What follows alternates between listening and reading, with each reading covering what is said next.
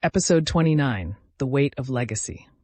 The morning light filtered through Alex's bedroom curtains, casting pale shadows across the rumpled sheets where she and Marcus lay tangled together. Neither had slept more than a few fitful hours. The weight of Margaret Hayes' ultimatum pressed down on them like a physical thing. 48 hours to decide whether to abandon everything Alex had built or watch her reputation burn alongside the Morrison family name. Marcus traced lazy circles on her bare shoulder, his surgeon's fingers gentle against her skin. "You haven't said a word in 20 minutes. "I'm thinking about my mother." Alex stared at the ceiling, her voice hollow. "About who she really was. I spent my whole life trying to live up to this image of Catherine Morrison. Brilliant, uncompromising, fearless.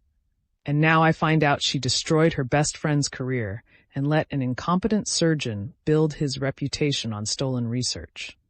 You're not your mother, Alex." "Aren't I?" She turned to face him, her gray eyes searching his. "Victoria's video showed exactly what I am. Ruthless, calculating, willing to destroy anyone in my path to win. Julia Hartwell wasn't the only person I've broken in cross-examination. There are 43 families who remember what I did to them." 43. Marcus pulled her closer, pressing a kiss to her forehead.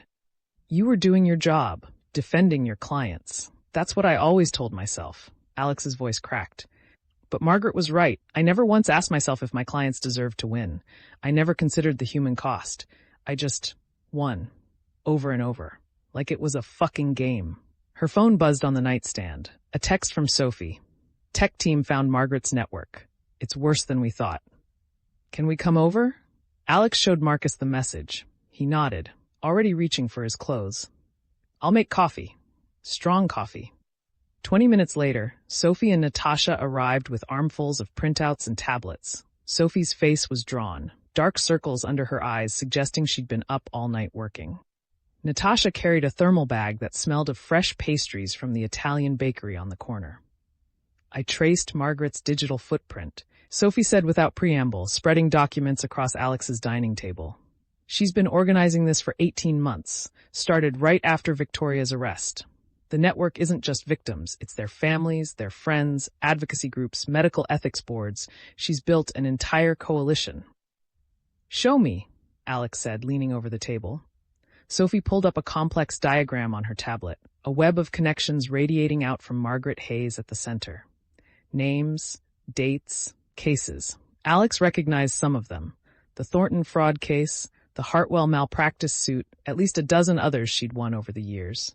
"This woman here," Sophie pointed to a node labeled Dr. Emily Chen, "lost her medical license after you destroyed her credibility in the Anderson wrongful death case. She now runs a support group for healthcare professionals accused of malpractice. Margaret recruited her 6 months ago. And this man..." Natasha indicated another connection. "Robert Fitzgerald. His daughter died during a routine surgery. You defended the hospital. He's been writing to the Bar Standards Board about you for 3 years." Alex felt sick. "How many of them want me disbarred?" "All of them," Sophie said quietly. "But Margaret's offering them something more. She's promising systematic change. If you resign and advocate for victims' rights, she'll use your name, your reputation, to push for medical malpractice reform. She's telling them you'll be more valuable as a voice for change than as another disgraced lawyer." "It's actually brilliant," Natasha admitted reluctantly. "From a PR perspective, your fall from grace becomes their redemption story. The ruthless barrister who saw the light and dedicated herself to helping the families she once destroyed." Marcus set down his coffee cup with more force than necessary. "No, absolutely not. They're manipulating you, Alex, forcing you to give up everything you've worked for because your mother made a mistake 30 years ago." "It wasn't just a mistake," Alex said. "My mother stole research, let a man build his career on work that wasn't his, and destroyed Julia Hartwell's life. And I've spent the last decade defending hospitals and doctors who hurt people, never once questioning whether I was on the right side." "You were a defense attorney," Marcus insisted. "Everyone deserves representation. That's how the legal system works." "Marcus is right," Natasha said, though she looked troubled. "Margaret is weaponizing your guilt. Yes, you were aggressive in cross-examination. Yes, you won cases where maybe the other side deserved to win. But you didn't break any rules. You didn't lie or cheat or fabricate evidence. You were just very good at your job.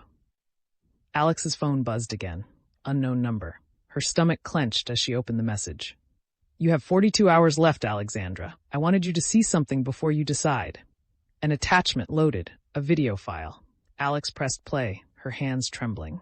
The video showed a small, flat, clearly filmed on a phone. A woman sat on a threadbare sofa, her face gaunt and aged beyond her years. Alex recognized her after a moment.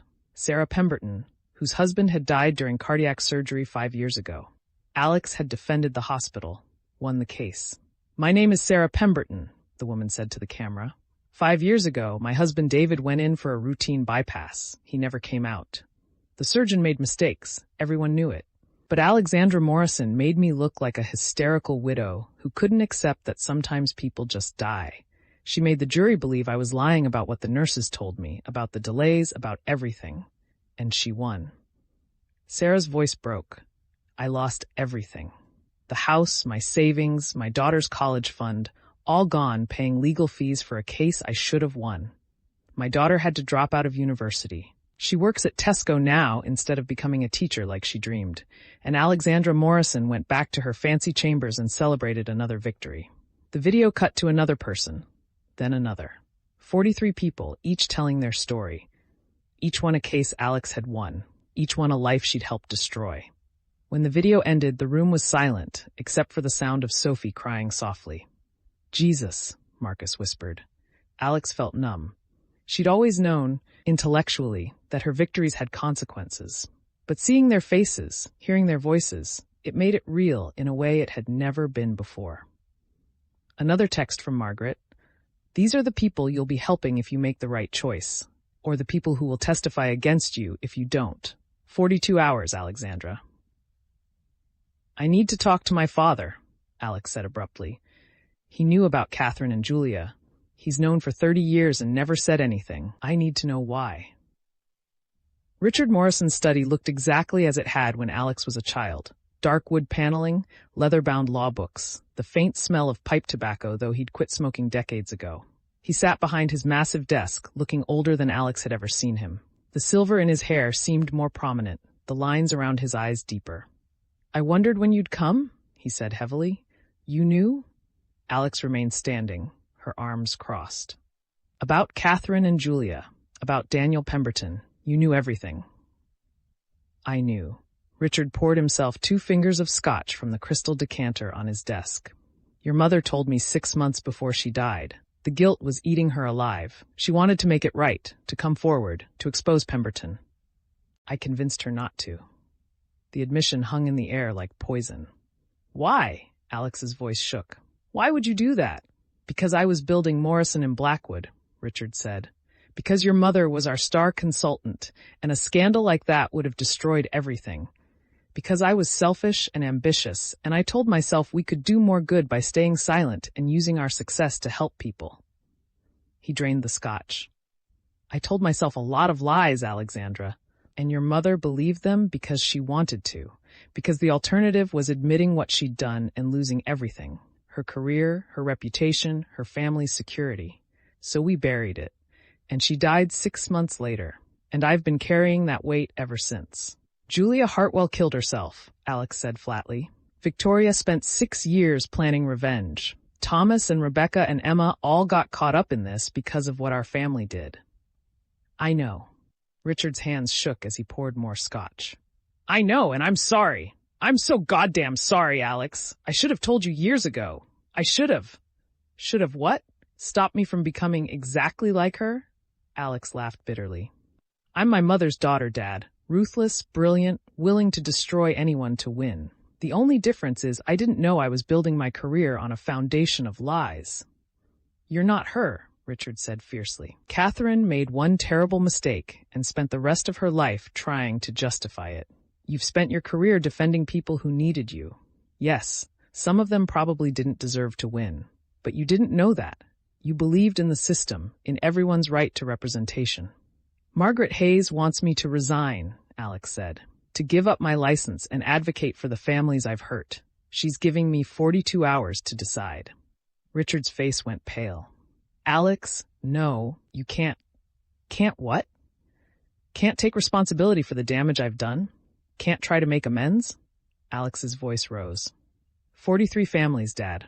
43 people whose lives I helped ruin, just like Mum ruined Julia's. How am I supposed to just keep practicing law knowing that? Because giving up won't change what happened, Richard said urgently. It won't bring back the people who died or fix the lives that were damaged. All it will do is destroy you. Margaret Hayes isn't offering you redemption, Alex. She's offering you martyrdom. And martyrs don't help anyone. Maybe I deserve it. Maybe you do, Richard said quietly. Maybe we both do. But deserving punishment and accepting it are different things. You want to help those families? Fine, do it. Use your skills, your connections, your reputation. But don't give Margaret Hayes the satisfaction of breaking you the way the system broke them. Alex stared at her father, seeing him clearly for perhaps the first time. A man who'd made terrible choices and lived with the consequences, who'd built an empire on compromised foundations and convinced himself it was justified. A man who loved his daughter enough to tell her the truth, even knowing it might destroy their relationship. I don't know what to do, she admitted. Then don't decide yet, Richard said. You have 42 hours. Use them. Talk to Marcus, to your friends. Hell, talk to Margaret Hayes if you want. But don't make this decision out of guilt or shame. Make it because it's what you genuinely believe is right. Alex returned to her flat to find Marcus cooking dinner. Pasta carbonara, her favorite. The domestic normalcy of it felt surreal against the backdrop of her imploding life. How'd it go with your father? Marcus asked, stirring the sauce. He knew everything, covered it up to protect the firm. Alex collapsed onto the sofa. I come from a long line of morally compromised lawyers, apparently. Marcus brought her a glass of wine. You're not morally compromised. You're a good person facing an impossible choice. Am I? Alex took a long drink. A good person, I mean, because right now I'm not sure. I've spent years telling myself I was just doing my job, that everyone deserves representation, that the system works. But what if I was wrong? What if I've been part of the problem all along? Marcus sat beside her, pulling her close. You know what I see when I look at you? I see someone who fights for people, who believes in justice, who works 18-hour days because she genuinely wants to make a difference. Yes, you've been aggressive in court. Yes, you've won cases where maybe the other side had a point, but you've also helped people who had nowhere else to turn.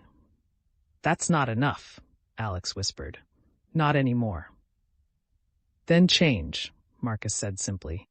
You don't have to resign to do that. You can choose different cases, different clients. You can use your skills to help victims instead of institutions. But don't let Margaret Hayes force you into martyrdom because she's weaponizing your guilt. Alex turned to look at him. Really look at him. Marcus, who'd stood by her through Victoria's revenge plot, through Thomas's manipulation, through Rebecca's obsession. Marcus, who'd been falsely accused of murder and still believed in her, in them, in the possibility of justice. I love you, she said suddenly. I don't think I say that enough. Marcus smiled, that crooked smile that had first caught her attention 2 years ago at Sophie's engagement party. I love you too, which is why I'm not going to let you destroy yourself. He kissed her then, soft and gentle at first, then deeper. Alex felt something shift inside her. Not resolution exactly, but the beginning of clarity. She pulled him closer, needing the physical connection, needing to feel something other than guilt and shame and confusion. They made love on the sofa, urgent and desperate, Marcus's hands on her body grounding her in the present moment. When he entered her, she gasped, her fingers digging into his shoulders.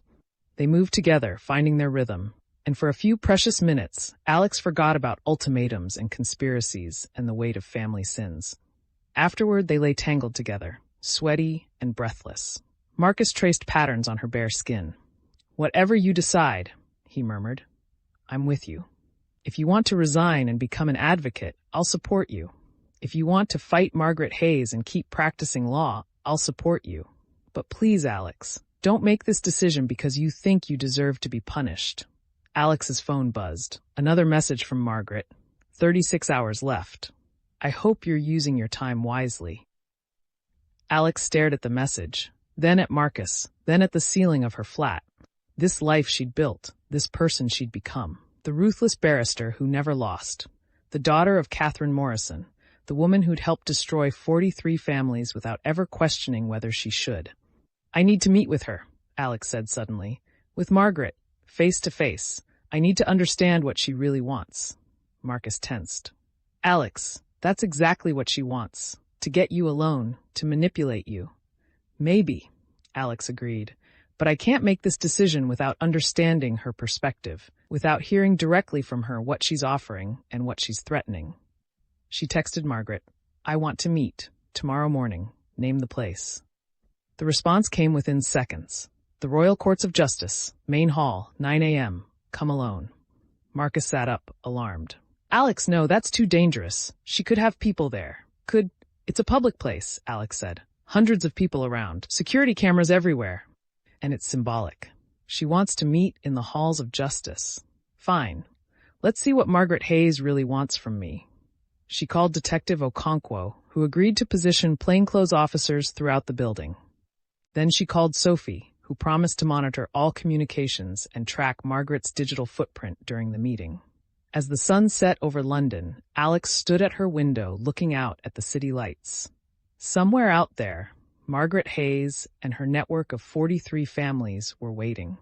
Somewhere, Daniel Pemberton was living his prosperous life built on stolen research. Somewhere, the ghosts of Catherine Morrison and Julia Hartwell watched to see if history would repeat itself. Alex had 36 hours to decide who she was going to be. The alarm went off at 6 a.m. Alex had managed perhaps 3 hours of sleep, plagued by dreams of her mother and Julia Hartwell, of cross-examinations that turned into interrogations, of 43 faces staring at her with accusation in their eyes.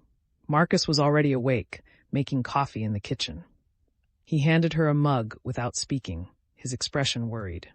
I know what you're going to say, Alex said. Do you? Marcus leaned against the counter. Because I'm not sure I know what I'm going to say. Part of me wants to lock you in this flat and not let you anywhere near Margaret Hayes. Part of me knows you need to do this. I need to do this, Alex confirmed. I can't make a decision this big without understanding what I'm really choosing between. She dressed carefully, her best suit, the one she wore for high-stakes trials. Armor. Sophie texted that she was in position, monitoring from her office. Natasha sent a message of support. Detective Okonkwo confirmed her team was ready.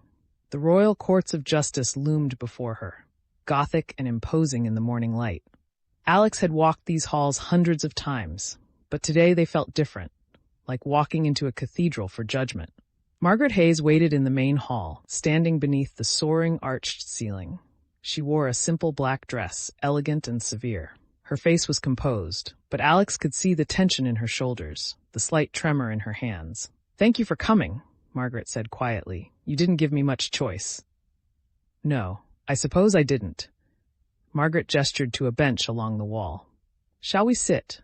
They sat, 2 women in the heart of British justice, surrounded by the ghosts of 1,000 cases. Tell me about your sister, Alex said, the one who died because of Daniel Pemberton's incompetence. Margaret's composure cracked slightly. Her name was Claire. She was 28. Went in for a routine valve replacement. Pemberton used a technique he'd read about but never properly practiced, a technique developed by your mother and Julia Hartwell. He made mistakes. Claire died on the table. She pulled out her phone, showed Alex a photo. A young woman with Margaret's eyes, smiling at the camera. I was 30 then, Margaret continued. Just starting my career as an ethics consultant. I threw everything into investigating what happened. That's when I discovered the truth about Pemberton's research, about your mother's theft, about Julia Hartwell's destroyed career. And I realized that Claire died because of a chain of betrayals that started 30 years earlier. I'm sorry, Alex said, and meant it. I'm genuinely sorry for your loss. Are you? Margaret's voice hardened. Because you defended Pemberton's hospital in another malpractice case 3 years ago. The Henderson family. You won. Pemberton kept practicing, kept making mistakes, and last year another patient died, Michael Torres, 35 years old, 2 children. Alex felt sick. I didn't know. You didn't ask, Margaret interrupted. That's the problem, Alexandra. You never asked, you just won. Over and over. And people kept dying, kept losing. kept suffering. All because lawyers like you and your mother decided that winning was more important than truth. What do you want from me? Alex asked. Really. Not the ultimatum, not the threats. What do you actually want? Margaret was quiet for a long moment. I want you to care, she said finally. I want you to look at those 43 families and see them as people, not just obstacles to victory. I want you to use your brilliant legal mind to help them instead of destroy them. And yes, I want you to stop being the person your mother was, someone who puts winning above everything else. And if I resign, if I give up my license and advocate for victims' rights, then you become part of the solution, Margaret said. Your name, your reputation, your connections, they could make a real difference. We could push for medical malpractice reform, for better oversight, for accountability. We could prevent other families from going through what mine did, what Julia Hartwell's did. Or I could do all that without resigning, Alex said quietly. I could change my practice, take different cases, use my skills to help people instead of institutions. I could expose Daniel Pemberton for the fraud he is. I could make amends without destroying myself. Margaret smiled sadly. You could try, but would you? Or would you slip back into old patterns? Take the high-paying corporate cases, tell yourself you're just doing your job? I've seen it before, Alexandra. Good intentions that fade when the money and prestige call. You don't know me. Don't I? Margaret stood. I've spent 18 months studying you. I know how you think, how you operate. I know you're brilliant and ruthless and terrified of being weak. I know you've built your entire identity around being the best, around never losing. And I know that unless something forces you to change fundamentally, you never will. She pulled out a folder, handed it to Alex. These are the details of my offer. Resign your license by tomorrow at noon, and I'll help you build a new career as an advocate. You'll have access to our network, our resources, our platform. You'll be able to do real good instead of just winning cases. Refuse, and by tomorrow afternoon, every major news outlet in Britain will have the full story. Your mother's theft, your ruthless victories, the human cost of the Morrison family legacy.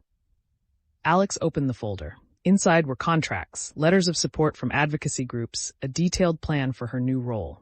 It was thorough, professional, and utterly terrifying. I need more time, Alex said. You have until noon tomorrow, Margaret replied. 27 hours. I suggest you use them wisely. She walked away, her footsteps echoing in the vast hall. Alex sat alone on the bench, surrounded by the weight of British legal history, holding a folder that represented the end of everything she'd ever been and the possibility of becoming someone new. Her phone buzzed. Marcus. How did it go? Alex stared at the message, then at the folder, then up at the soaring ceiling above her. I don't know, she typed back. I honestly don't know. She had 27 hours to decide whether Alexandra Morrison, brilliant barrister, would cease to exist, whether she would become someone new, someone better, or whether she would fight to remain who she was. 27 hours to choose between legacy and redemption. And somewhere in London, 43 families waited to see if she had more integrity than her mother. The countdown continued. Thanks for watching our stories. Don't forget to like and subscribe for more epic adventures. Thanks for watching our stories. Don't forget to like and subscribe for more epic adventures.